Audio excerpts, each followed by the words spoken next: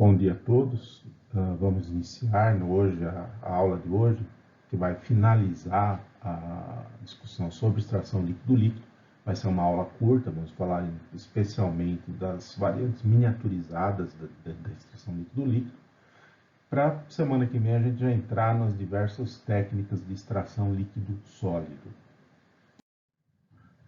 Bom, a aula passada a gente encerrou discutindo a extração líquido-líquido convencional, tanto na sua variante normal, usando funil de extração, como nas diversas formas semi-automatizadas, automatizadas, por membranas suportadas e outras variantes. Bom, extração líquido-líquido, como a gente mencionou, né? Ela ainda é muito usada, é uma técnica quase que universalmente aplicada, não só em laboratórios analíticos, como em qualquer tipo de operação química onde você precise isolar produtos de reação, constituintes de materiais, de misturas complexas, por formas simples, formas que não demandem muito treinamento. É óbvio, né? Você tem uma série de vantagens. Ela é simples, rápida. Sob o aspecto analítico, é um procedimento exaustivo, ou seja, ela é quantitativa e, além de quantitativa, ela é geralmente formatada, dimensionada para ser um procedimento de preparo de amostra exaustivo, ou seja, você pega X ml de amostra líquida, aquosa, seja lá qual for. Após o procedimento de extração líquido-líquido, você supõe que 100% da espécie química que você deseja determinar foi transferida para o extrato, ou X%, sendo X% um valor próximo de 100%, eficiência de extração unitária, 1. Eventualmente você pode corrigir a concentração final da amostra se a eficiência de extração for um valor fixo, mas essencialmente ela é dimensionada para ser exaustiva. Isso é vantajoso sob o aspecto de entendimento do método, sob o aspecto de dimensionamento dos procedimentos analíticos, mas tem uma série de inconvenientes. Bom, todas as modalidades de extração onde você tem partição sofrem com a seletividade. O que é seletividade? Você tem N espécies na sua amostra, N solutos, N constituintes, você deseja quantificar 1, 2, 3 desses constituintes. Um procedimento de preparo de amostra de extração e pré-concentração seletivo irá apenas isolar um deles, 2 deles, os que você deseja quantificar. Esse seria um procedimento específico a seletivo. Específico vai isolar só aquela molécula que você deseja. O seletivo vai isolar uma gama de analíticos com determinada estrutura ou propriedade físico-química que já vai representar uma simplificação na composição do seu extrato. Extração líquido-líquido, ela, de via de regra, todas as modalidades, sejam miniaturizadas, micro, que a gente vai falar hoje, mas tem seletividade muito baixa. O que isso quer dizer?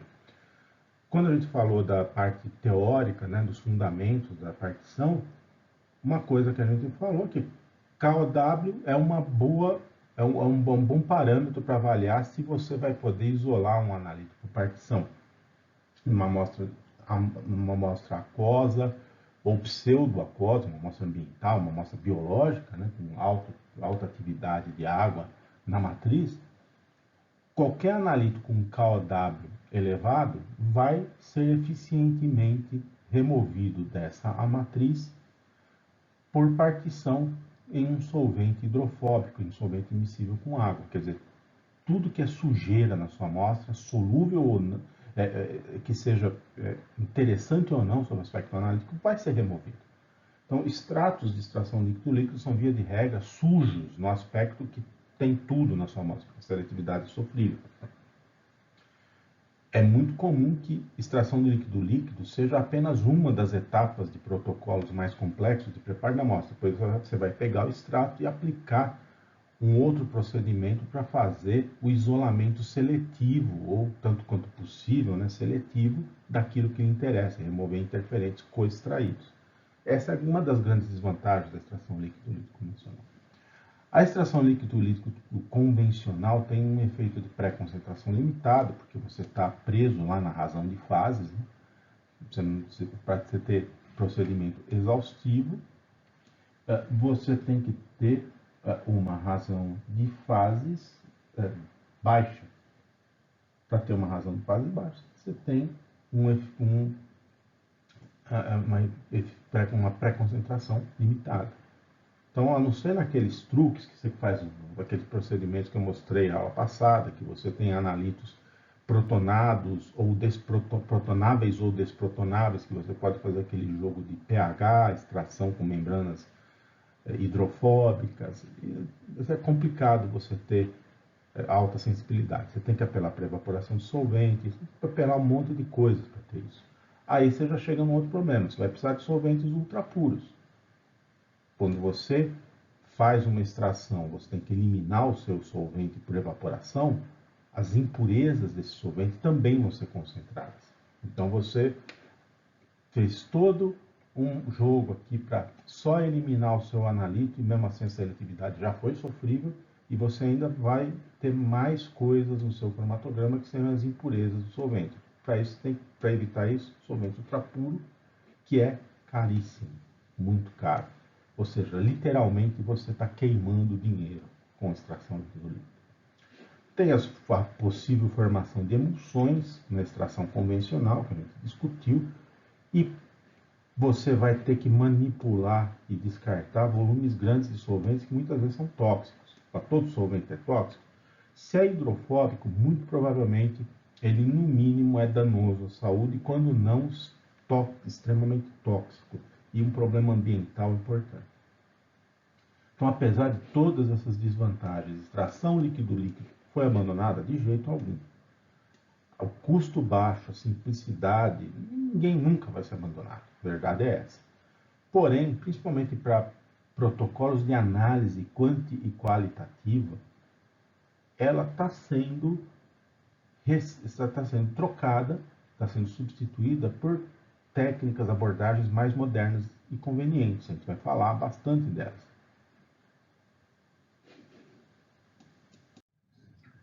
Bom, extração líquido-líquido vem sendo substituída por uma série de abordagens alternativas. Algumas técnicas radicalmente diferentes, microextração em fase sólida, quashers, coisas que a gente vai falar mais para frente. Outras são variantes da própria extração líquido-líquido.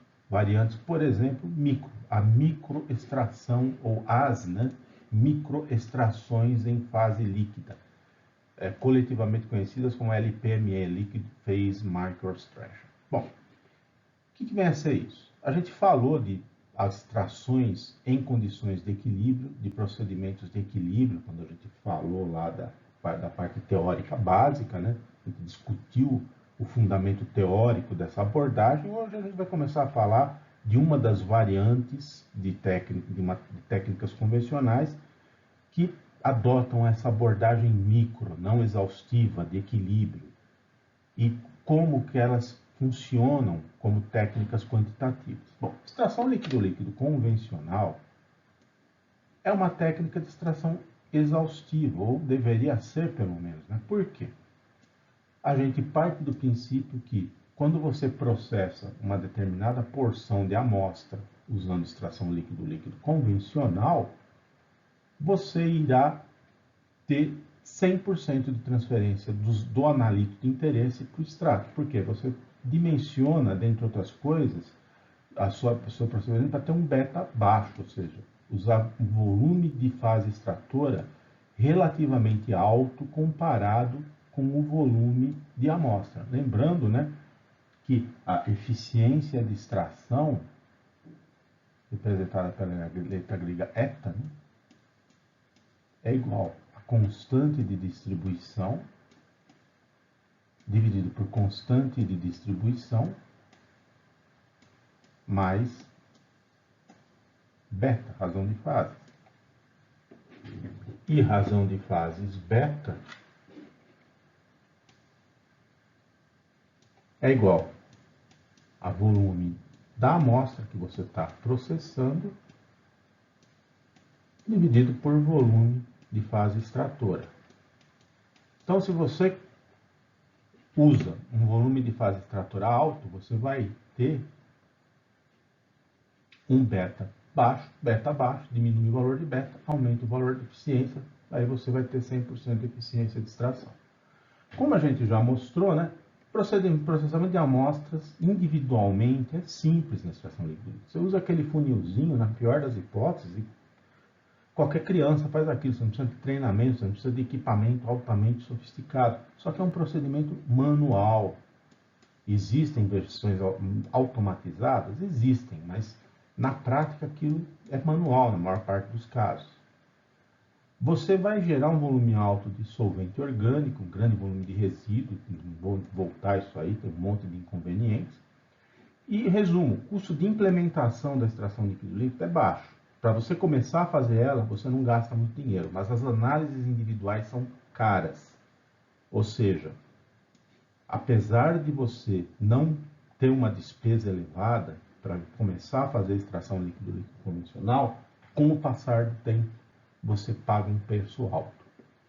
Bom, é possível você usar uma abordagem micro, uma abordagem não exaustiva na extração líquido-líquido, as chamadas, né, microextrações em fase líquida. Microextração em fase líquida, todas elas usam uma abordagem diferente. Você dimensiona os seus procedimentos para ter um beta alto, ou seja, uma razão de fases alta, um volume de amostra muito maior que o volume de fase extrator, ou seja, volume de fase extratora baixa, tipicamente da ordem de microlitros de fase extratora. Na extração líquida convencional são mililitros, dezenas de mililitros, centenas de mililitros. Bom, você manipular um sistema de extração onde você tem amostras com volumes elevados e fase extratora da ordem de microlitro é muito mais complexo sob o aspecto experimental, sob o aspecto prático. Não dá mais para fazer a coisa tão improvisada assim. Porém, é muito mais fácil de você automatizar e mecanizar. E como a gente tem enfatizado, tem mostrado, a gente mostrou na aula passada, vários sistemas automáticos e ou mecânicos para extração, para preparo de amostra, a tendência moderna, a tendência que não tem como voltar atrás, é que cada dia mais a gente adote essas sistemáticas onde você pega dezenas, centenas de amostras, processa usando sistemas, a parte manual, a parte de mão na massa, seja automatizada em sistemas robotizados, usando robôs microprocessados, com software por trás, sem intervenção manual de analista. Ou isso é desumano? Não, isso não é desumano. Você libera o químico para pensar, para processar dados, para processar informações, algo que eu já falei. Cada vez mais a química, especialmente a química analítica, é uma ciência de informação e não uma ciência de manipulação, uma ciência manual, cada vez mais gourmetização e menos culinária, para fazer uma analogia meio contemporânea. Bom, você usando volumes baixos de fase extratora, você tem uma outra vantagem. Esses solventes orgânicos, quanto menos você usar, melhor. Você diminui custos, você diminui riscos. Isso tem o que chama de técnicas verdes, né? Tem bastante também, é uma tendência importante você incentivar o uso das tais técnicas analíticas verdes. Bom, é mais caro para você começar a fazer microextração, seja líquido, sólido, todas as técnicas de microextração demandam equipamento um pouco mais sofisticado, demandam vidraria, demandam dispositivos que não são convencionais, não é coisa que você pega na gaveta do laboratório e está lá.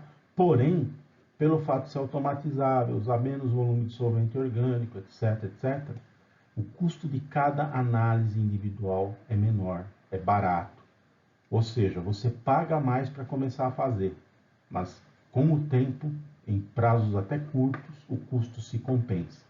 Extração líquido-líquido, você pode começar a fazer até na cozinha de casa, se brincar. Com um copo e uma colher, uma colher solvente, você faz extração líquido-líquido. Só que o custo de análise individual é caro. Então, por isso, variantes micro de técnicas convencionais estão cada vez mais se impondo, especialmente em situações onde você tem grande número de amostras para processar, onde você precisa de alta exatidão, precisão, confiabilidade, sem abrir mão de planejamento racional de custos, de uso de mão de obra, de uso de tecnologia. Bom, existem várias formas para a gente fazer extração líquido-líquido por microabordagem, usando volumes de fase extratora básica. Essencialmente, tem as chamadas técnicas de gota única livre e as técnicas onde você tem microvolumes de solventes suportados em fibras e membranas. Single Drop Microextraction, um monte de siglas diferentes, e as tais as Hollow Fiber Microextraction, também um monte de siglas diferentes, que cada grupo de pesquisa, cada empresa faz pequenas modificações, patenteia, registra sua técnica com um nome específico, mesmo que seja mais do mesmo, para garantir lá o seu nicho de mercado. Uma das primeiras, talvez a primeira descrição de microextração em fase líquida, essa aqui que a gente está mostrando, é de 1996, o pessoal lá de Alberta, né, de Edmonton, né, Universidade de Alberta, do professor Fred Cantor, que acho que é falecido hoje, né. No começo da década de 90 foi descrita a microextração em fase sólida. Vários grupos ao redor do mundo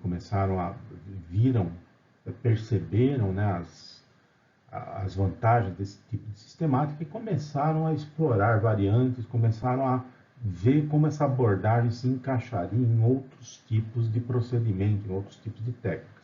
E esse grupo do Cantor foi o primeiro que trabalhou, um dos primeiros, é difícil dizer quem é o primeiro nesse caso aqui, mas a descrição mais antiga de microextração usando solventes líquidos, propriamente dito, solventes fluidos, é essa aqui, a chamada microextração em gota única, Single Drop Microextraction. Você usa uma única gota de solvente immiscível com água para extrair um volume grande de água.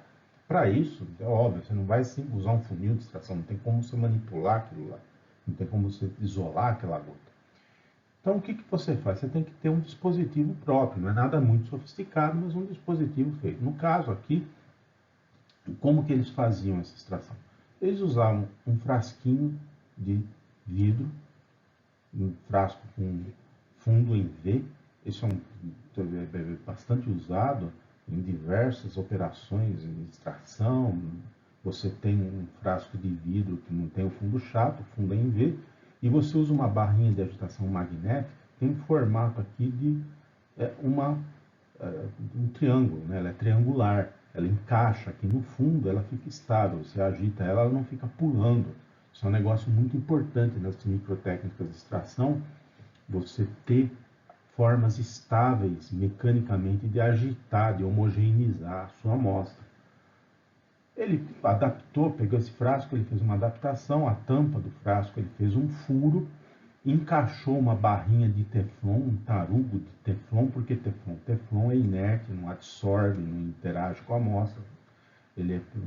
Você usa ele uma vez, lava e não tem contaminação entre a amostra.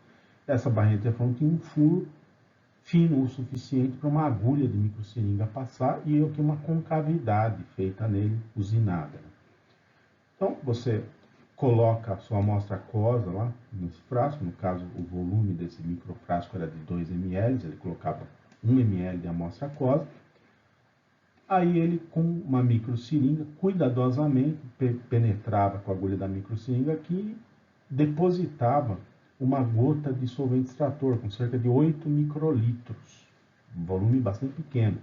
Isso dá uma razão de fase de 0,08, 8 vezes 10 a menos 3, muito longe, a não ser que a constante de distribuição para o sistema seja muito elevada, você vai estar longe de uma eficiência exaustiva de extração. Como o solvente é menos denso que a água, o empuxo aqui mantém a gota do solvente presa aqui. Então o sistema fica mecanicamente estável. E isso aqui ele é agitado magneticamente. Por que é importante esse fundo em V aqui nesse tipo de arranjo? Porque se você usasse um frasco normal, com uma barrinha de teflon normal aqui no fundo, a chance dessa barrinha ficar instável quando você fizesse a agitação, começar a pular, você ter agitação excessiva da amostra, ter turbulência excessiva mecânica na amostra é muito grande. Aí você perturba mecanicamente essa gotinha, perde ela se solta daqui, tchau e bem, não tem mais nada. Então por isso que é importante usar sempre, qualquer técnica de microextração, é muito interessante você ter sistemas que possibilitem homogeneização controlada na nossa homogeneização sem perturbação excessiva. Então você pode usar com esse dispositivo simples, volumes muito pequenos de solvente extrator, que você usa uma microseringa para introduzir, depois da extração você retira eles com a própria microseringa e pode injetar diretamente no cromatógrafo a líquido ou no cromatógrafo a gás ou a líquido. Né? Bom, na extração líquido-líquido convencional, você atinge o equilíbrio de partição, você acelera o equilíbrio de partição agitando vigorosamente o funil de separação. Você aumenta a interface entre as duas fases e você promove homogeneização tanto da fase aquosa quanto da fase orgânica por convecção rápida. No caso dessa variante de microextração em gota única e de quase todas as outras variantes, né, isso pode ser um problema. A cinética do equilíbrio do processo pode ser um problema. Por quê? Porque você não tem como agitar a fase orgânica e mesmo a agitação da fase aquosa, ela tem que ser cuidadosa para não destruir mecanicamente, para não destruir o arranjo que está fazendo.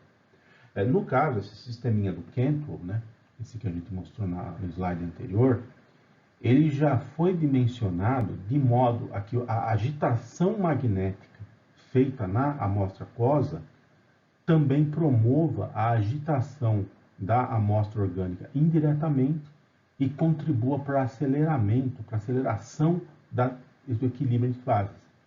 Então, isso é claro, se a gente colocar a amostra aquosa dentro, expor e largar, uma hora vai entrar em equilíbrio, mas isso pode demorar muito tempo.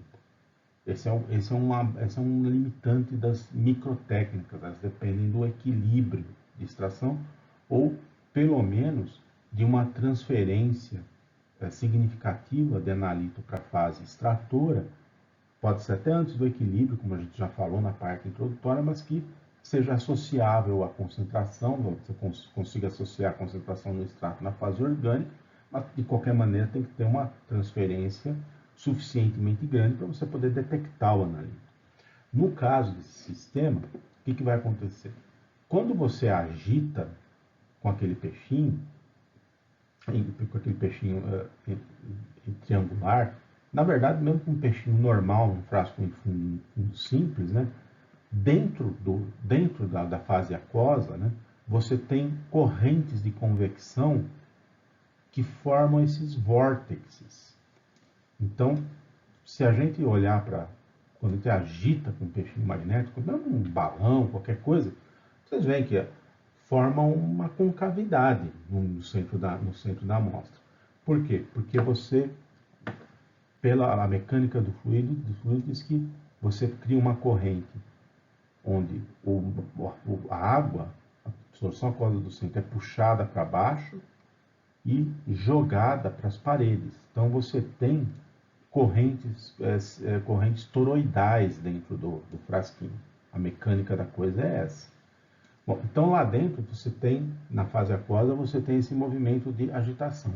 Na interface entre a fase orgânica, lá no taruguinho presa, e a fase aquosa, o atrito da água com a fase orgânica, que ela está passando aqui assim, né? Faz com que a própria fase orgânica comece também a vortexar lá dentro, comece a se mover lá dentro. Então você acaba tendo, depois de alguns instantes, agitação indireta induzida pela viscosidade na interface das duas fases, tanto da fase orgânica quanto da fase aquosa. Então, os analitos, eles vêm aqui para a interface, vem aqui para a interface entre as duas faces rapidamente, porque a amostra aquosa está agitada por convecção, cruzam a interface, nas proximidades da interface a difusão, tem a tal da camada limite difusiva. Chegou aqui no centro, ele tem que sair rápido dessa camada limite difusiva para não saturar ela, que se ela estiver saturada, você desacelera a extração, por isso que é importante a convecção. Como tem um pouco de agitação por convecção aqui, você acelera o processo. Esse gráfico aqui mostra, né, o chamado perfil de extração que eles obtiveram na demonstração da utilidade desse método. Eles pegaram 1 ml de uma solução aquosa de metilacetofenona. Qual é o interesse de determinar metilacetofenona em alguma coisa? Nenhum.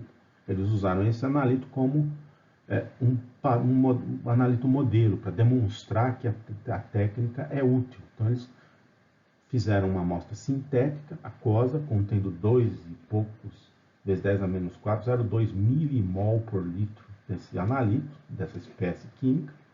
Extraíram com 8 microlitros, aqui, microlitros de N-octano, com diferentes velocidades de agitação magnética, e eles fizeram a perfil de extração. O que é perfil de extração? Em qualquer microtécnica, isso aí a determinação do perfil de extração é uma etapa importante da otimização do método. É você determinar qual o tempo de extração que você tem que adotar. Então você faz várias extrações fixas as condições, mas com tempos de extração diferentes. Então, aqui, cada curva dessas foi uma extração feita com uma velocidade de agitação diferente do agitador magnético e com tempos diferentes. Então, dá para a gente notar, e aqui a concentração de metilacetofenona no extrato. Dá para a gente notar, né, que quanto mais rápida a agitação, quanto maior a velocidade de rotação do agitador magnético, mais rápido você vai chegar ao equilíbrio de extração. Então, aqui tempo, então primeiro tirar uma extração com 2 minutos, com 5, com 10, etc., mantidas fixas as velocidades de extração e determinar a concentração no extrato. Há uma tendência assintótica, né, da concentração, ou seja, vai chegar no tempo de equilíbrio. Quanto mais rápida a velocidade de agitação, mais cedo você chega a esse equilíbrio. E notem aqui, né, a linha pontilhada aqui corresponde a extrações feitas sem agitação, somente com difusão. Praticamente você não tem extração, você tem que ter difusão. Esse sisteminha do Cantor foi mais uma prova de conceito do que um sistema prático, né? As pessoas viram aquilo, já existia uma bastante descrições na literatura no final da década de 90, no começo do milênio, sobre microextração em fase sólida, uma técnica que a gente vai falar mais para frente, que já deixavam claro que microextração podia ser usada quantitativamente, apesar de não ser exaustiva. Esse trabalho do Cantor mostrou que você podia usar líquidos, solventes líquidos para microextração. Então, vários outros grupos começaram a trabalhar com variantes mais convenientes, que não demandassem você poder usar equipamentos que você tem no laboratório para fazer extração em fase líquida, microextração em fase líquida. Bom, várias pessoas vendo esse trabalho falavam, por que a gente precisa daquele taruguinho, toda aquela parte que é um pouco mais difícil de fazer? Por que a gente não pode fazer microextração líquido, phase microextraction, usando coisas que a gente já tem no laboratório? Então, vários grupos publicaram artigos, essa técnica, esse tipo de abordagem ainda é muito usada hoje, descrevendo técnicas de gota única livre, não técnicas de gota única sustentadas, como aquela que a gente mostrou, que são muito mais convenientes sob o aspecto de instrumentação, embora sejam um pouco difíceis de usar na prática. Esse trabalho aqui foi um dos primeiros, um trabalho muito citado, que é base para muita coisa que se faz em microextração hoje, do grupo do Lee, do Hyun-Kan Lee, lá de Singapura, né? Ele mostrou a Single Drop Microextraction dinâmica porque é feita em condições de agitação, né? Só que é um trabalho já bem antigo, de 97, mas é a base, a referência de quase tudo que se fez depois em microextração em fase líquida, em LPME. O trabalho do Cantwell parou mais ou menos, porque precisava daquele taguinho e tudo aquilo. Esse pessoal aqui de Singapura mostrou que dava para você fazer sem, quase que da mesma forma que você fazia extração líquido-líquido convencional, sem apelar para grandes sofisticações em termos de equipamento. Então, o que você precisa para fazer isso aqui? Você precisa de uma microseringa, no caso eles usam uma microseringa de 10 microlitros, qualquer laboratório de cromatografia tem microseringas, frascos de amostra, no caso eles usam frasco convencional, fundo chato, né? Com a barrinha de agitação magnética. Então, esses frascos de amostra têm tampas com septos de silicone, isso aqui é quase rotina em qualquer laboratório de análise química. Ele pegava um pouquinho de solvente orgânico, aqui com a microseringa, perfurava o septo, mergulhava a ponta da microseringa cuidadosamente aqui num volume conhecido da amostra aquosa, aí pressiona o êmbolo aqui da microseringa e forma uma gota, uma gotícula de solvente aqui na ponta da agulha, com muito cuidado para ela não se desprender, para você deixar ela presa, né? Então, a gotícula de solvente fica em contato com a fase orgânica, presa aqui, suspensa, né, na ponta da microseringa. É óbvio que isso aí não dá para imaginar que isso é um negócio, apesar de ser simples de implementar também, demanda uma grande habilidade manual, muita paciência, né? Coisa típica desse pessoal lá de Singapura. Então, você tem gotículas de microlitros de solvente e volumes da ordem de mililitro de fase amostra. Então, você tem razões de fase favoráveis à microextração. Você pode operar isso de duas formas. Uma forma estática, né? Você simplesmente suspende a gotinha aqui na amostra e a agitação magnética aqui é o único meio de convecção que você tem para uniformizar. A gota suspensa na amostra sob agitação, tem convecção na fase extratora, mesmo modo que a gente mostrou anteriormente, e você, uma hora, atinge equilíbrio. O que é mais conveniente é a chamada microextração em gota simples dinâmica. O que você faz? É um negócio mais complicado, é até automatizável, mas geralmente a pessoa faz isso manualmente. Você perfura o septo, expõe aperta o êmbolo, expõe a gotinha, deixa alguns segundos, recolhe. Expõe de novo, recolhe. Vai repetindo esse procedimento. Então você vai recolhendo a gota e devolve a gota. Quando você faz isso, o que acontece? Você tem, por exemplo, 5 microlitros de solvente aqui, usa uma gota de 1 microlitro. Você puxa, devolve, sem desformar a gotinha, sem a gotinha sair.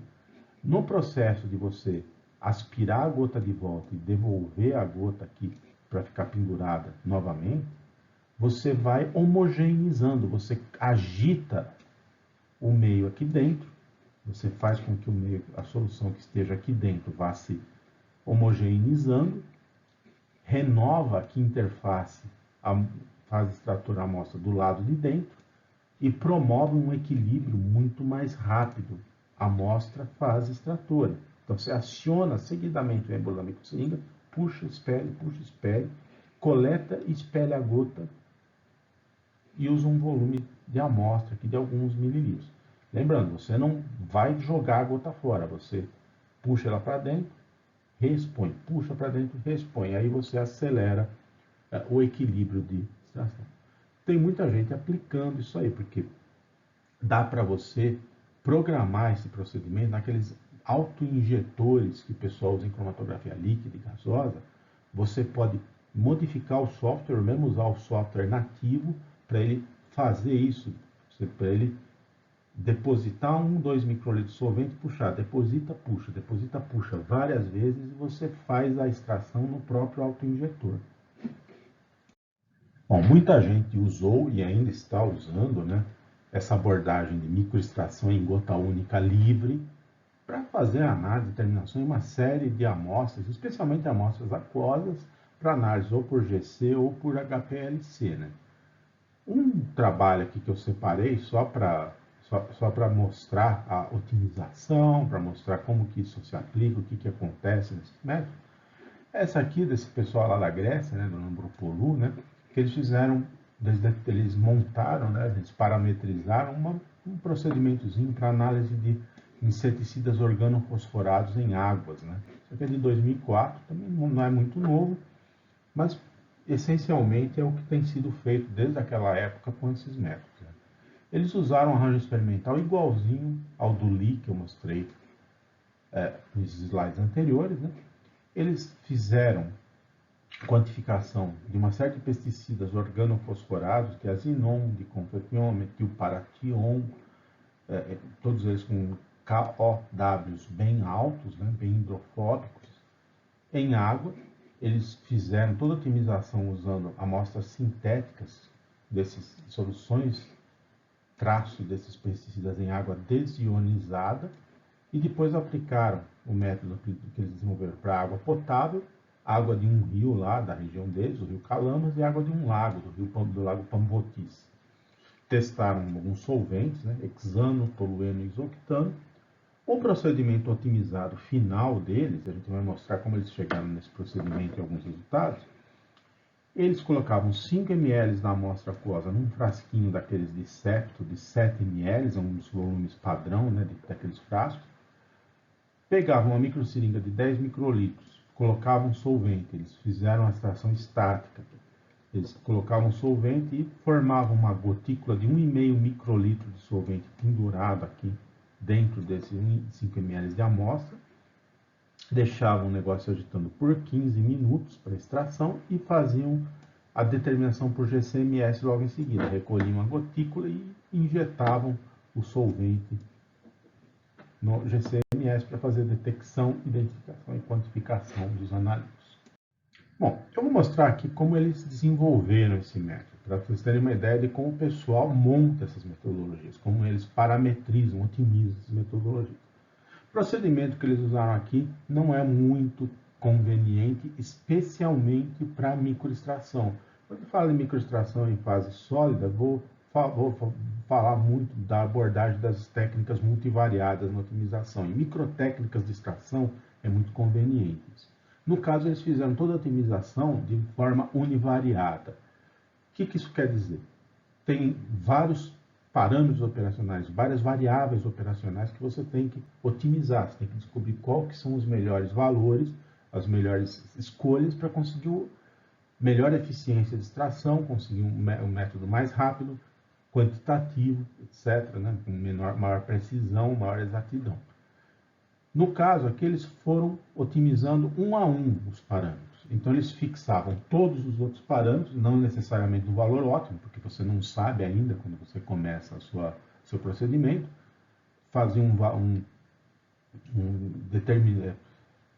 estabeleciam um tempo de extração, vários parâmetros iniciais, otimizavam, primeiramente eles otimizaram a identidade do solvente extrator. Sabe qual que é o solvente extrator?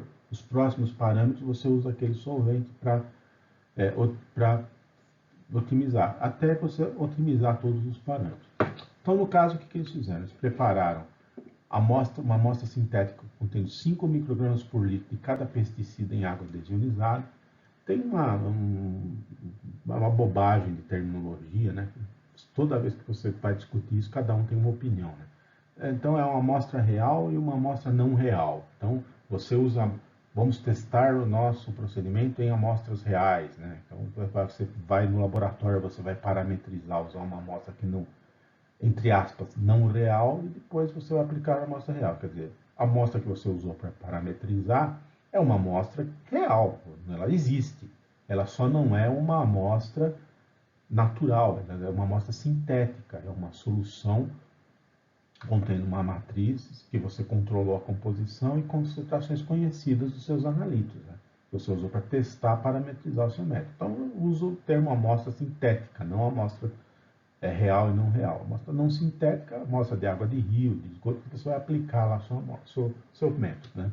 Então, a amostra de teste deles, uma solução contendo 5 microgramas por litro, cada um deles em água desionizada. Esse é um aspecto importante que a gente vai abordar mais para frente, que vale para todas as microtécnicas, e esse caso deles aqui ilustra bem isso, ilustra bem esse problema que vai aparecer no final. Seleção do solvente extrator. Eles pegaram tolueno, isoctano, hexano, fizeram extrações lá com tempo pré-determinado, não era o tempo ótimo ainda, mas tempo fixo para cada um deles. Diazinon, diclofention, aqui a área do pico cromatográfico para cada um deles. Mas o que tem a ver a área do pico? Quanto maior a área do pico, maior a massa extraída, mais eficiente a extração, mais próximo, em tese, você estaria do equilíbrio. Né? Fizeram aqui esse gráfico, aqui, que não é o mais conveniente para avaliar isso aqui, porque você tem uma linha unindo os pontos, não tem nada, não tem um comportamento linear. Né? Eles avaliaram, vocês podem ver que isso é muito comum, né? Cada pesticida tem uma eficiência diferente de extração em cada solvente. Para alguns o solvente B é melhor que o A, para outros o solvente A é melhor que o B, então você tem que fazer uma avaliação que nem sempre é objetiva, muitas vezes é subjetiva esse tipo de avaliação. A pessoa conta para X pesticidas o solvente A foi melhor, para Y foi B, então se X é maior que Y, vamos selecionar o solvente A. No caso aqui, eles determinaram, bom, fica claro que hexano é o pior deles, tolueno e isoctano são mais ou menos a mesma coisa, só que o isoctano aqui foi muito ruim, né, para um desses pesticidas, não dá nem para ver direito a qualidade do gráfico. Então, eles selecionaram o tolueno aqui para fazer a extração. Por que isoctano foi pior que o tolueno? Lembra, são solventes diferentes. Aqui você tem forças de dispersão mais fortes que no isoctano, porque você tem interações pipi, porque você tem um sistema aromático. Então, cada solvente desses vai ter interações diferentes. É muito difícil você prever isso a priori. Faz sentido que seja o tolueno melhor para extrair todos eles, mas tem que testar. Então, eles selecionaram tolueno para seguir com o barco. Bom, a seguir, né, eles otimizaram o tempo de extração. Então, para otimizar o tempo de extração, o que eles fizeram? Eles já definiram tolueno solvente extrator, pegaram a amostra de teste, repetiram a extração várias vezes com tempos de extração, tempos de exposição da gotícula de tolueno à amostra de 5 até 75 minutos. E plotaram aqui a área do pico de cada pesticida, de cada organofosforado em função do tempo de extração. Então, mais ou menos, a gente vê que a maior parte deles, o equilíbrio começou a ser atingido a partir de 1 hora, mais ou menos, de extração, entre 45 minutos e 1 hora de extração. Então, você teria que deixar lá a gotícula suspensa por de 45, 60 minutos a 75 minutos de extração. No final, eles falaram, bom, muito bonito, o tempo de equilíbrio é aqui em torno de 60, mais ou menos 15 minutos, dependendo do pesticida, mas nós vamos, no nosso método, adotar 15 minutos como tempo de extração, que é uma extração pré-equilíbrio, você ainda não atingiu o equilíbrio. Em tese, a concentração é proporcional, a concentração no extrato é proporcional à concentração na amostra, mas depende da cinética do processo de extração. A gente vai ter que fixar velocidade de agitação, temperatura, tudo muito cuidadosamente para manter a proporcionalidade, não vai ter equilíbrio. Dá para fazer isso? Dá, é quantitativo. E por que você faria isso? A desvantagem que dá para ver aqui, ó, para esse pesticida, antes de atingir o equilíbrio, você vai extrair uma quantidade X, atingido o equilíbrio, é a quantidade máxima possível, você perde sensibilidade. E vai ter uma incerteza maior, porque qualquer flutuação na velocidade de agitação, um monte de outros parâmetros, vai variar aqui a massa extraída para uma mesma concentração. Porém, a partir de 60 a 75 minutos de extração, eles observaram que a microgota de tolueno começa a sumir, porque tolueno é pouco solúvel em água, mas não é totalmente insolúvel. Solventes aromáticos, benzeno, tolueno, chilenos, eles têm uma solubilidade de alguns miligramas por litro em água. Então, com o passar do tempo, eles vão perdendo solvente. O tolueno vai se dissolvendo na água. Então, na prática, não tem como você usar um tempo maior de extração. Além do que, 60 minutos, 75 minutos por amostra é muito lento, né? Então eles falaram, tudo bem, a gente determinou o perfil de extração, a gente sabe que o tempo de equilíbrio é esse, mas não tem jeito, vamos ter que trabalhar em condições de pré-equilíbrio, 15 minutos, por razões de ordem prática. É muito comum isso aí em microtécnica. O tempo de equilíbrio é X, mas na prática você não consegue trabalhar no tempo de equilíbrio. Você trabalha antes. Você a, a proporcionalidade entre concentração de extrato na amostra. Se você trabalhou corretamente, você faz tudo certinho, você não perde. É óbvio que é uma fonte de erro a mais. A variação do tempo, a variação de velocidade de agitação podem incluir isso aí. Muito bem. Eles fixaram o tempo de extração, determinaram a identidade do solvente, e aí eles determinaram o que vai acontecer quando você adiciona um eletrólito à sua amostra aquosa, quando você tenta usar o tal do salting out, um negócio que a gente discutiu na parte teórica, para melhorar a eficiência de extração. Então, eles repetiram tudo, só que com amostras aquosas contendo concentrações variáveis de cloreto de sódio, até 10% em massa de cloreto de sódio adicionado à amostra. Na teoria, né, você aumenta a força iônica, você adiciona um eletrólito à amostra aquosa, você muda as constantes de distribuição, você favorece a extração. Nesse caso aí, eles observaram esse efeito aqui. Na verdade, parece que é até o contrário. Para alguns analitos, a eficiência de extração, a hora que você aumenta a concentração de cloreto de sódio, ela acaba diminuindo ou mantém-se constante, né? Eles são exceção, eles são analitos para quais aquela tal da constante de 7,9 é zero ou negativa. É possível, mas provavelmente não é o caso. Você está trabalhando em condições de pré-equilíbrio aqui. Quem controla a eficiência de extração não é mais a constante de distribuição. Quem controla é a taxa de transferência de analito da amostra para o extrato. Em condições de pré-equilíbrio, você aumentou a concentração de cloreto de sódio, você pode até estar mudando a constante de distribuição, mas não é ela que manda mais, é a taxa de transferência. O que acontece quando eu aumento a concentração de cloreto de sódio na amostra?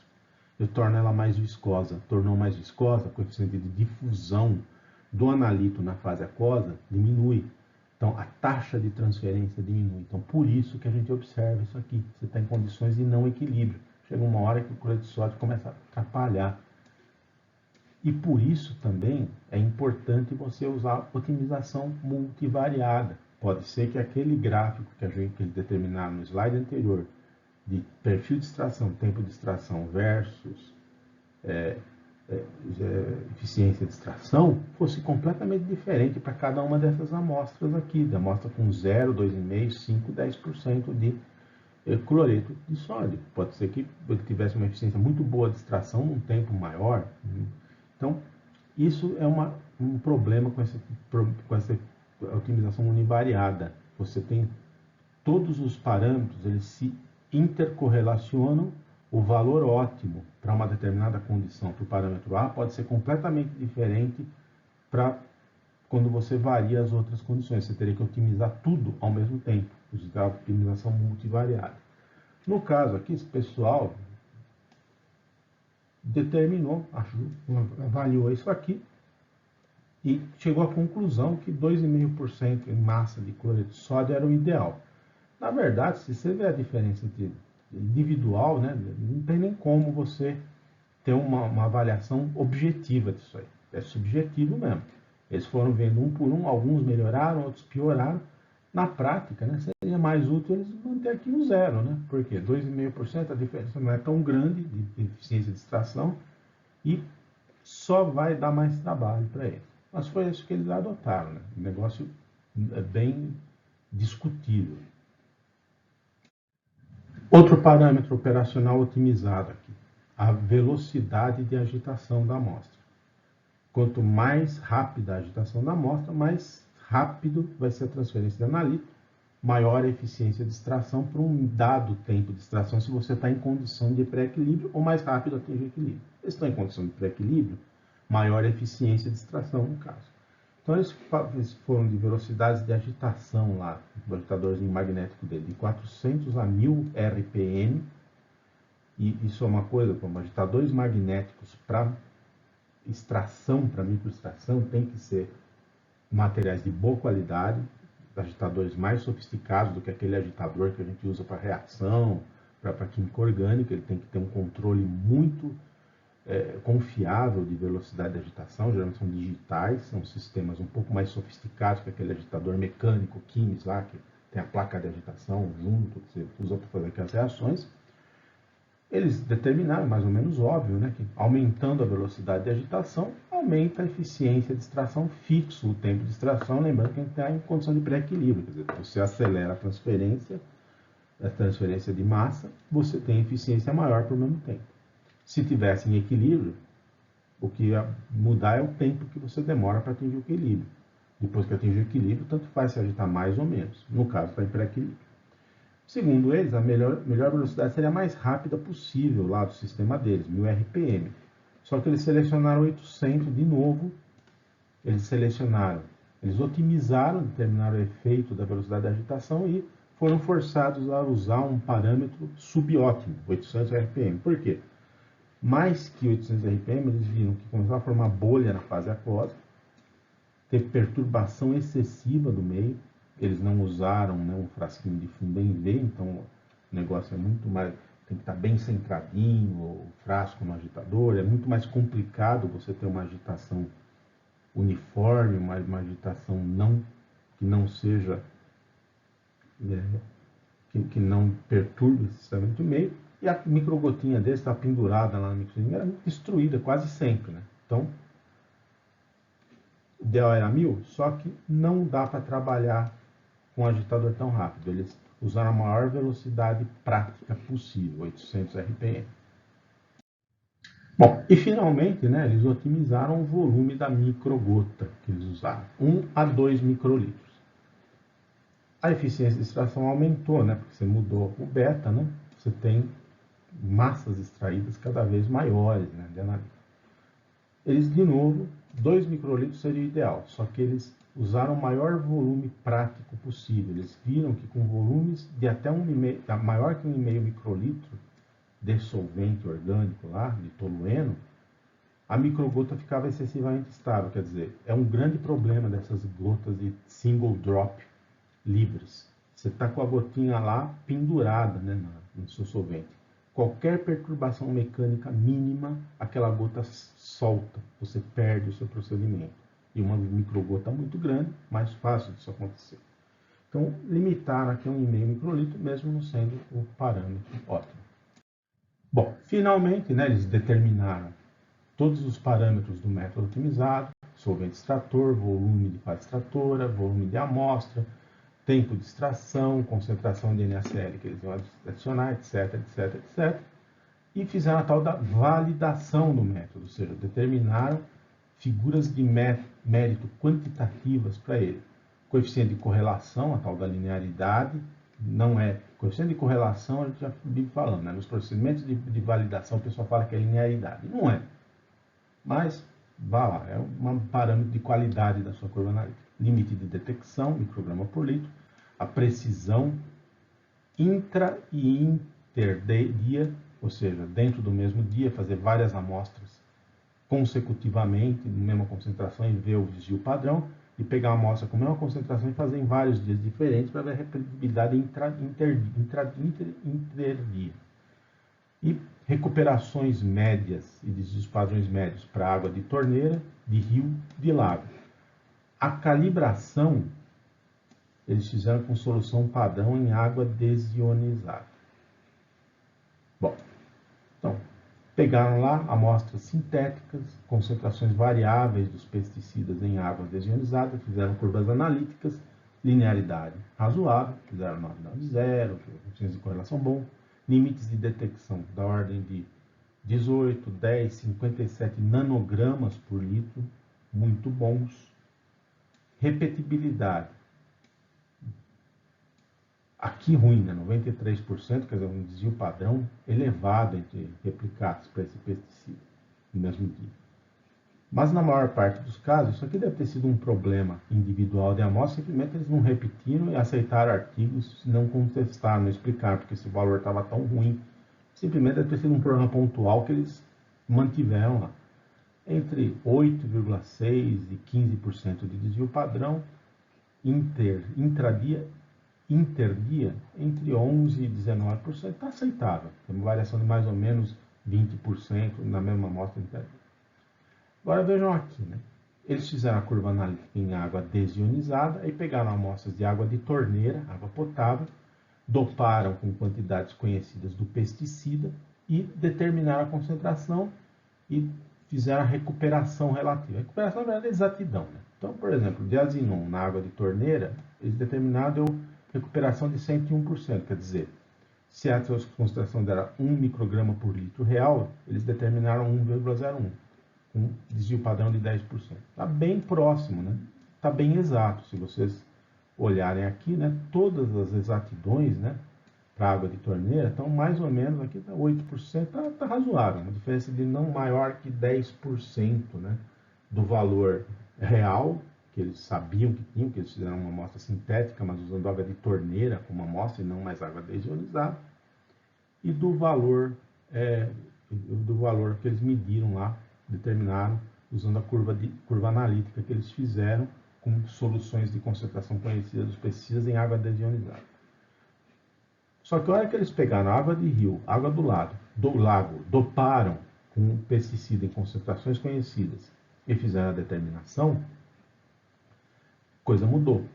A água do rio, a exatidão ficou de 67, né, que eles chamam de recuperação relativa, não é recuperação, seria exatidão, 67 a 78%, quer dizer, você dopou com 1 micrograma por litro, fez a determinação, o valor que você achou 0,67 micrograma por litro, 0,78, sempre menos que o valor real. Água do lago, um pouquinho pior até, 57%, quer dizer, um caso aqui foi 57%, quer dizer, dopou com 1 micrograma por litro e, a hora que você quantificou, 0,57. Por que isso aconteceu? Efeito de matriz é um negócio muito relevante, fundamental em microtécnicas de extração. Eficiência de extração em concentrações de equilíbrio depende da constante, depende beta, razão de fase, claro, mas da constante distribuição, que depende da natureza do solvente extrator e da amostra, da matriz. É tudo água? É, só que a água de torneira e a água desionizada são relativamente puras. A água do rio e do lago, o que elas têm? Tem quantidades enormes de matéria orgânica em suspensão, que compete pelo analito com a fase extratora, ou seja, a constante de distribuição aparente do analito entre água de lago e solvente orgânico, entre água de torneira e solvente orgânico, entre água desionizada e solvente orgânico, é muito diferente. Você não pode fazer uma curva analítica usando soluções de concentração conhecida do pesticida em água desionizada e aplicar diretamente para água de lago. Por quê? Constante de distribuição é diferente. Mas, não tem constante de distribuição aí, é pré-equilíbrio. Constante de distribuição tem um papel secundário, é a cinética que influi. Mesma coisa. A cinética de transferência de fases de uma amostra rica em material particulado, matéria orgânica em suspensão, contaminantes orgânicos de alto peso molecular dissolvidos e solvente orgânico, e a cinética de transferência de fase de água desionizada, que é só água e analito, solvente orgânico, é muito diferente e geralmente mais lenta. Então a gente vê que a eficiência de extração deve ter sido menor e não dá para a gente correlacionar diretamente, nesse caso, concentração na fase orgânica com concentração na amostra. Então, você teve subestimação, às vezes até 40%, por causa desse chamado efeito matriz.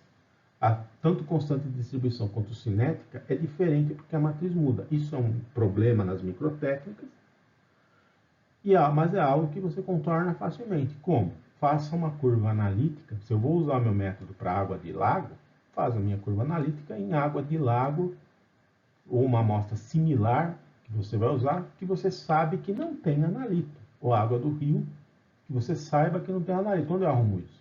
Não é impossível.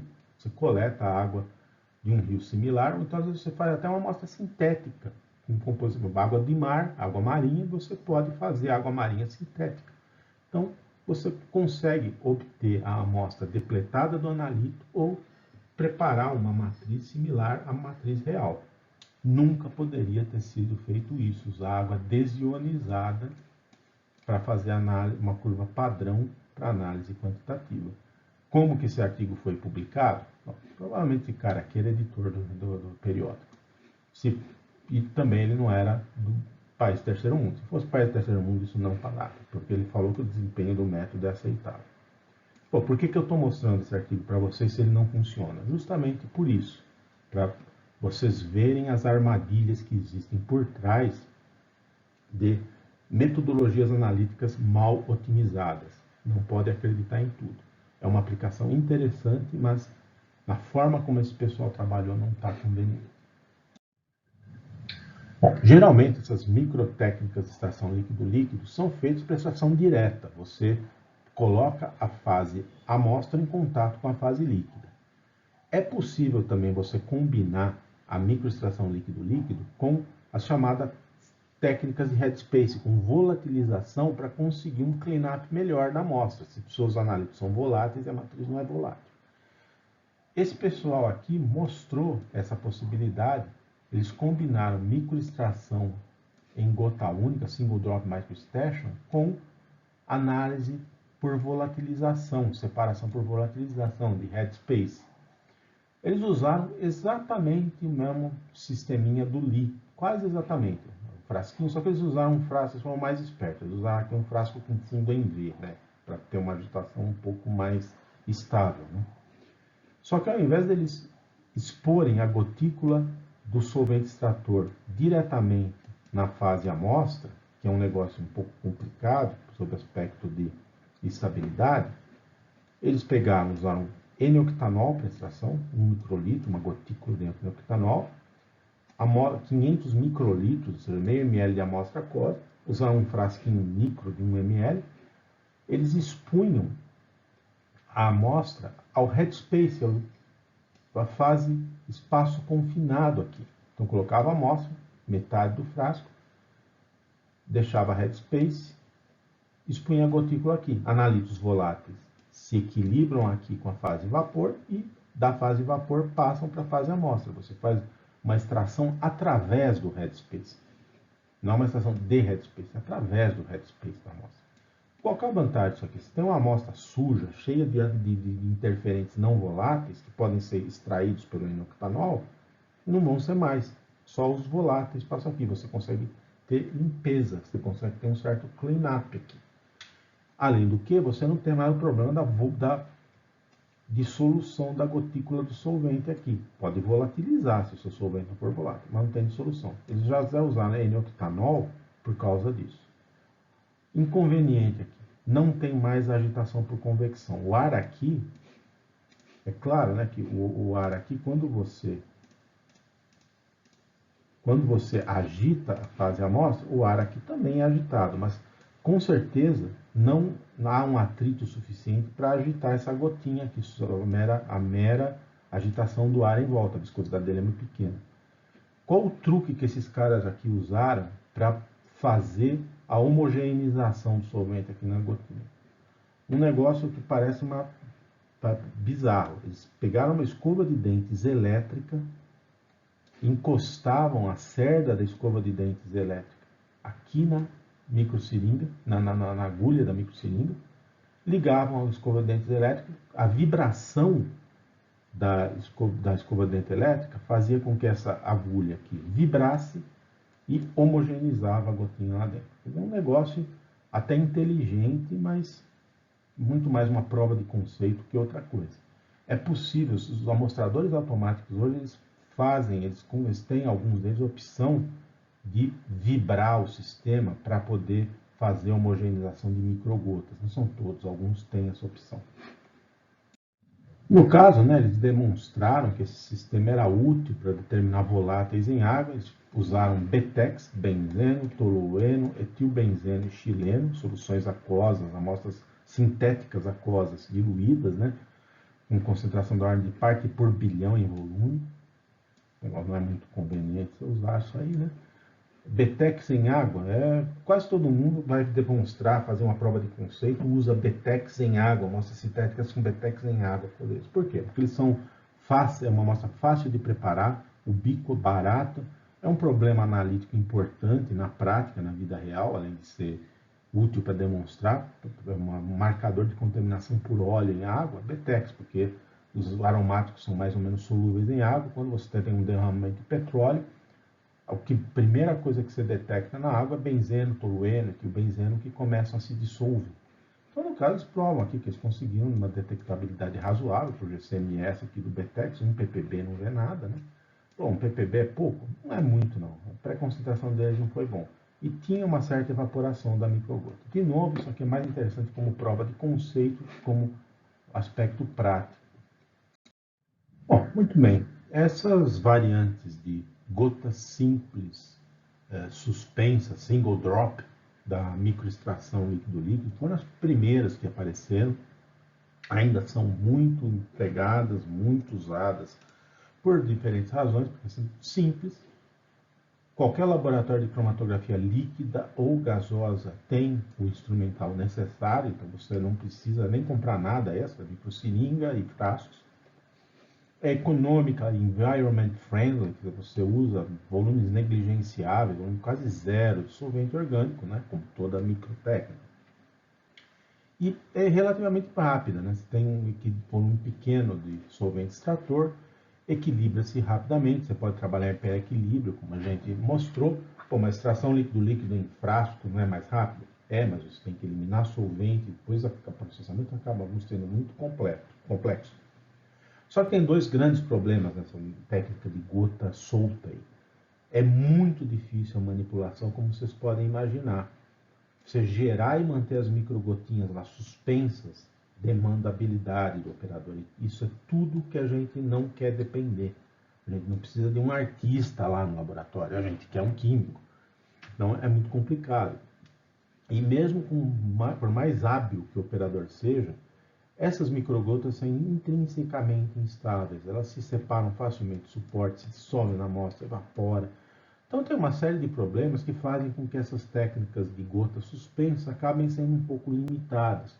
E o que hoje se usa muito, inclusive em dispositivos comerciais, são as microtécnicas de extração líquido-líquido, microextração líquido-líquido, mas com o solvente suportado em membranas, o solvente mecanicamente estabilizado em membranas. Ou você coloca uma membrana porosa entre a fase extratora e a amostra, e aí o analito se difunde pelos poros dessa membrana de material inerte. Esses poros são cheios com solvente, a membrana impregnada com solvente, o analito difunde pelos poros e vai para a fase amostra. A gente já mostrou isso na aula passada, uma porosidade parecida com a extração líquido mais convencional.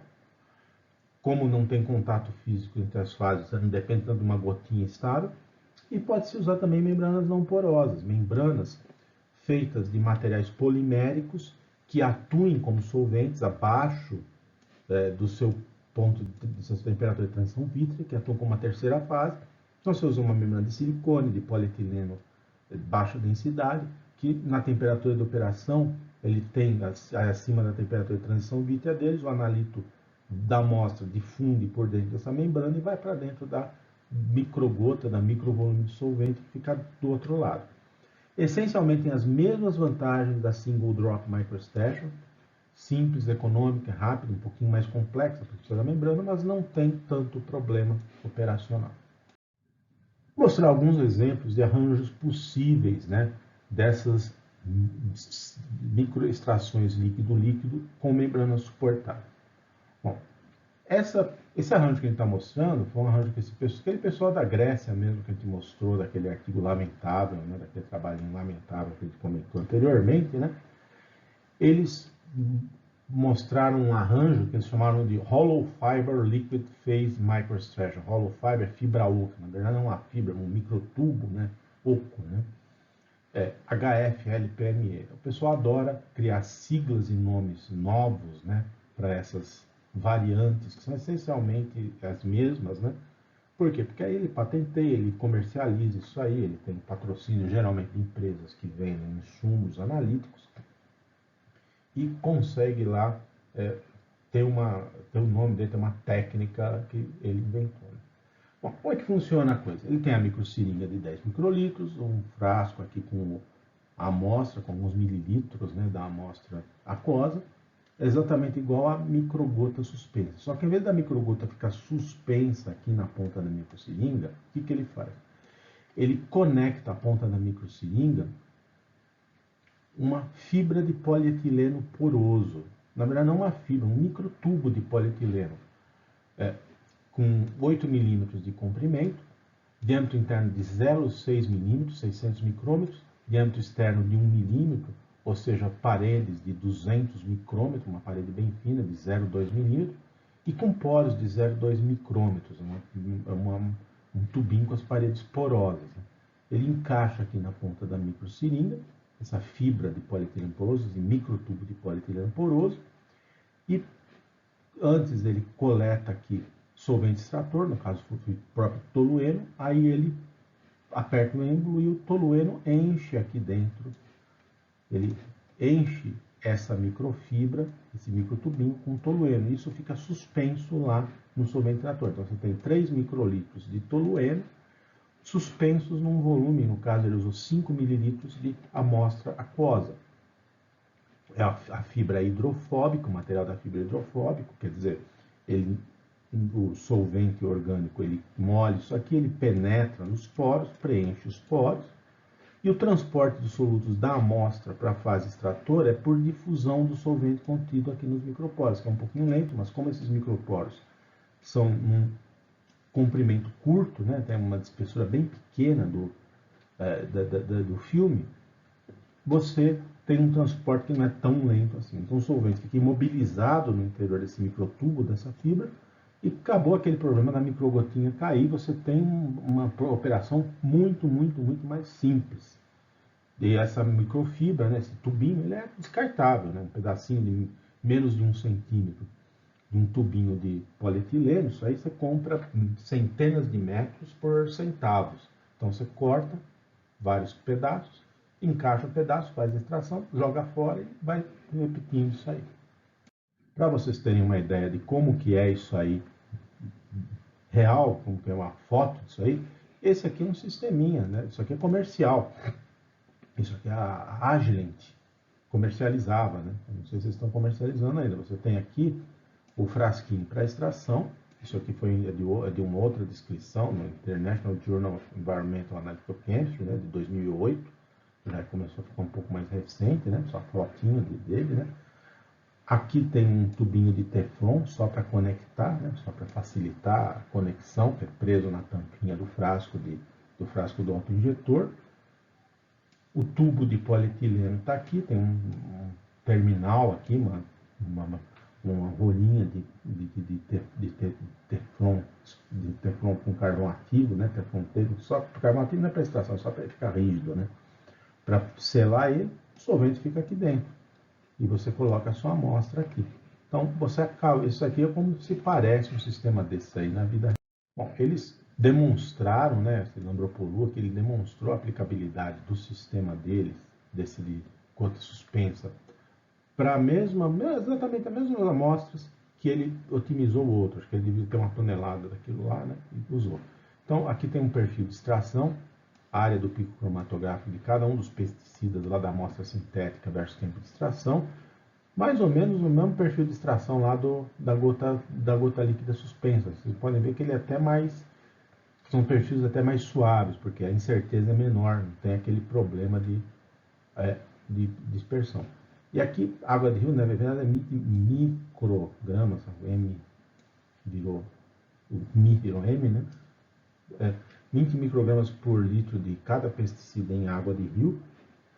Então, eles conseguem isolar diclorose, metilfose, organofosforato, conseguem isolar de forma bem eficiente e muito mais facilmente usando esse sistema. É o mesmo conceito, uma microextração líquido-líquido, 5 mililitros de fase aquosa contra 3 microlitros de fase extratora, só que não tem contato direto. Os analíticos eles difundem pelos poros daquele tubinho, quando você enche o tubinho com o solvente orgânico, os microporos acabam ficando preenchidos com tolueno, eles difundem lá dentro e acabam se dissolvendo no solvente que está lá dentro da membrana porosa oca. Esse sistema aí que ele te mostrou do Lambropolu, ele usa uma membrana porosa, né? Você pode usar também membranas não porosas, uma membrana polimérica não porosa para conter a sua fase líquida. Então você pega o solvente extrator, separa da amostra para uma membrana polimérica inerte, sem poros, de polietileno de baixa densidade, de PDMS, de silicone, que os análises difundem pela própria material da membrana.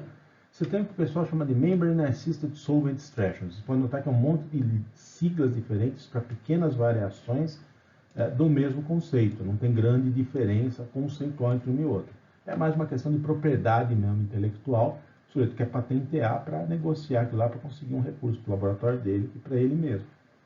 Então, é essencialmente o mesmo instrumental, a mesma abordagem, só que em vez de você ter uma membrana porosa, que quando você enche com o solvente, você tem a extração por difusão através dos poros cheios com o solvente extrator, você pega uma membrana não porosa, uma membrana maciça, né, que só tem nanoporos, que não chega nem a preencher, mas de um material polimérico que esteja acima da sua temperatura de transição líquida, polietileno de baixa densidade, PDMS. Então, os analitos chegam na interface amostra aquosa, membrana, dissolvem na membrana, permeiam pela membrana, difundem pela membrana, chegam do outro lado, vão se dissolver no solvente orgânico. E existe uma variantezinha intermediária, chamada membrana líquida suportada. É um conceito que a gente já mostrou, parecido, só que é micro, né? Você pega uma membrana polimérica porosa e inerte. Só que você impregna ela com um solvente immiscível em ambas as fases. Então, você, no caso do Lambropolua, que é o trabalho anterior, né, o próprio tolueno impregnava os poros da membrana. Nesse caso aqui, você pega uma membrana porosa, mergulha ela num solvente qualquer, ela fica impregnada, os poros se impregnam com esse solvente, aí você pode usar um segundo solvente para extrair a amostra aquosa. Você preenche o interior da membrana do tubinho lá com solvente 2, o solvente 1 fica impregnando, então a análise da amostra aquosa dissolve no solvente 1 e depois vai para o solvente 2. Dá para fazer um arranjo igual aquele do pessoal lá da Noruega, que eu mostrei nas aulas anteriores, né, de fazer a extração de amostra aquosa com água, fazendo jogo com pH para analitos protonáveis ou desprotonáveis. Você, usando tampões, tamponando a amostra e fase extratora em pHs diferentes, opostos, você consegue usar esse conceito. Só que o pessoal chama de Supported Liquid Membrane Extraction. Notem que não tem grande diferença em termos conceituais. É mais ou menos tudo a mesma coisa, só siglas diferentes. Bom, esse aqui é um exemplo clássico, né, dessa extração assistida por membranas não porosas, né? Isso aí, inclusive, já existiu comercialmente, né? O pessoal lá de Leipzig, né, da pessoa da Química do Departamento de Química Ambiental da Universidade de Leipzig, né, do Peter Hauser, né? Leipzig é um lugar muito bom para estudos de química ambiental, fazia parte da antiga Alemanha Oriental, e o pessoal lá não tinha muito cuidado com resíduos, com nada, então o solo é muito contaminado, as águas são muito contaminadas, então quem quiser trabalhar com química ambiental e para parte da antiga Alemanha Oriental está feito na vida. Tem muita contaminação ambiental, mais ou menos o que acontece com certos países que vendem coisa barata hoje, sem entrar em mérito maior. Mas enfim, como que é esse sistema deles com membrana não porosa? Isso aqui vocês estão vendo na foto, é um frasquinho de autoamostrador, tá vendo que marca Agent, né? Frasquinho daqueles injetores automáticos para cromatografar a gás ou a líquido, e você coloca a amostra dentro, tampa eles com aquelas tampas de alumínio com septo de silicone, que são aqueles seladores, você sela a amostra dentro, ele faz a injeção, o amostrador perfura esse septo e injeta. No caso, esse pessoal fez uma modificaçãozinha aqui, que vocês estão vendo aqui a foto, né? Um funilzinho de aço inox, que encaixa aqui na ponta, um anel de teflon. Esse anel de teflon é para prender um saquinho de polietileno, de polipropileno, membrana de polipropileno, que dá para ver ele claramente aqui, né? Esse saquinho de membrana de polipropileno que é encaixado no tubinho com essa luva, com essa manga de teflon. Aqui eles colocam 1000 microlitros de ciclo hexano, eles usaram como solvente extrator. O volume desse frasquinho é 15 ml, então você tem uma um beta que não é tão baixo assim, mas já é quase microextração, né? Esse saquinho tem 6 milímetros de diâmetro interno e 4 centímetros de comprimento e fica isolado. Então o ciclohexano ele fica isolado fisicamente na amostra aquosa por esse filme de polipropileno, por essa membrana de polipropileno, que é permeável, ela está acima da temperatura de transição zítrea. Os analitos orgânicos conseguem dissolver na membrana, essas paredes delas são bem finas, 30 micrômetros, né? Dissolvem na membrana e vão aqui para dentro do ciclohexano. Depois do tempo de extração, ele perfura, coleta líquido do solvente extrator e injeta. Isso aí ele fez para análise de solventes triazínicos, organoclorados e organofosforados em amostras complexas com cromatografia gasosa com injeções de volume grande. Né? Usaram injetores especiais para injetar mililitros, para injetar volume grande. Segundo eles, esses saquinhos dá para reutilizar até 3 vezes, é disponível comercialmente. Então aqui a gente tem comparado, né, cromatogramas feitos usando extração líquido-líquido convencional e essa extração assistida por membranas, através de membranas de água residual, água de lençol freático de um depósito de lixo industrial, um depósito de resíduos industriais em Leipzig. Né? O pessoal depositava óleo, depositava toda tranqueira lá, a água é absolutamente contaminada. Né? Bom, extração líquido-líquido, a gente vê aqui um pico bem pronunciado de compostos orgânicos, uma mistura de compostos orgânicos de enxofre e aqui de enxofre elementar, que acaba entrando lá no sistema cromatográfico, além de provocar um pico que atrapalha na identificação, porque isso aqui é CGMS. O grande problema de picos não resolvidos em CGMS é que o espectro de massas é a soma dos espectros de massa do que está aqui embaixo e do analito que está aqui em cima. Então você não tem uma identificação nem um pouco confiável. Dá até para quantificar, mas mesmo assim é suspeito. E você entope lá a sua coluna, suas linhas de transferência, câmara de ionização, tudo com enxofre, porque os compostos orgânicos vão decompor, gerar enxofre elementar, isso é corrosivo, você acaba com seu massa, isso aqui. Então aqui fez extração líquida convencional, que repetiu exatamente o mesmo sistema, mas através da membraninha, com aquele sistema que eu te mostrou no slide anterior. Os picos correspondentes ao enxofre orgânico e enxofre elementar quase sumiram.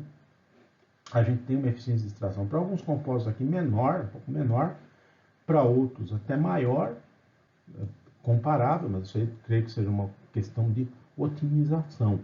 Então a gente tem um sistema, e aliás, a extração líquido-líquido é mais complicado. Você imagina uma amostra, imagina como é essa água que eles usaram. Isso aí você vai fazer, colocar num funil de extração, com certeza vai emulsificar, vai ser um inferno. Aqui é um negócio muito mais simples, controlável e limpo.